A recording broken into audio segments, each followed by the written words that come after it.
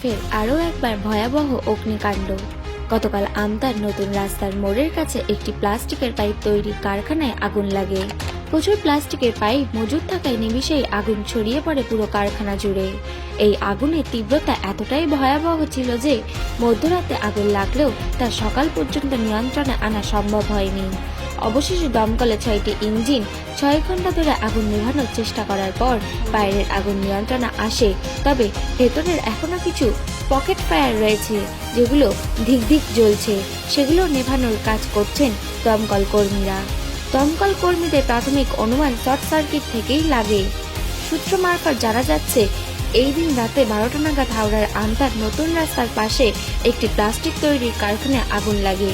ওই কারখানায় প্রচুর পরিমাণে দাহ্য পদার্থ মজুদ ছিল, তাই দ্রুত আগুন ছড়িয়ে পড়ে এবং গোটা কারখানাকে গ্রাস করে নেয়। অন্যদিকে স্থানীয়রা জানাচ্ছেন, হাওড়ার আমতার নতুন রাস্তার মোড়ে দীর্ঘদিন ধরে ছিল এই প্লাস্টিক কারখানাটি। যখন আগুন লাগে তখন কারখানার ভিতরে বেশ কিছু শ্রমিক উপস্থিত ছিলেন। তারাই প্রথমে আগুন দেখতে পান, কিন্তু কিছু বুঝে ওঠার আগেই দাউ দাউ করে জ্বলে ওঠে গোটা কারখানা। দ্রুত খবর পৌঁছে যায় আমতা থানার পুলিশদের কাছে। খবর দেওয়া হয় উলবেড়িয়া দমকল কেন্দ্রে। প্রাথমিকভাবে দমকলের 3টি ইঞ্জিন আসে আগুন নিয়ন্ত্রণের কাজে।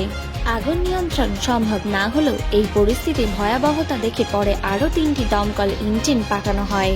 প্রায় 6 ঘন্টার প্রচেষ্টার ফলে সকাল 8টা নাগাদ আগুন নিয়ন্ত্রণে আসে। এই এলাকায় দমকল দপ্তর না থাকায় বারে বারে আগুন লেগে প্রচুর ক্ষয়ক্ষতি হচ্ছে বলে অভিযোগ করছেন স্থানীয় বাসিন্দারা। স্থানীয়দের দাবি, এই এলাকায় দ্রুত দমকলে কেন্দ্র করা হোক, কারণ এই এলাকায় প্রচুর কারখানা রয়েছে। কিন্তু আগুন যখন লাগে, উলবেড়িয়া থেকে দমকল আসা পর্যন্ত সব পুড়ে ছাই হয়ে যায়। এই অগ্নিকাণ্ডের জেরে আমতা থেকে বাকনান এবং উদয়নারায়ণপুরে যান চলাচল সম্পূর্ণরূপে বন্ধ হয়ে গেছে। হাওড়া থেকে ব্যুরো রিপোর্ট, HR নিউজ 24।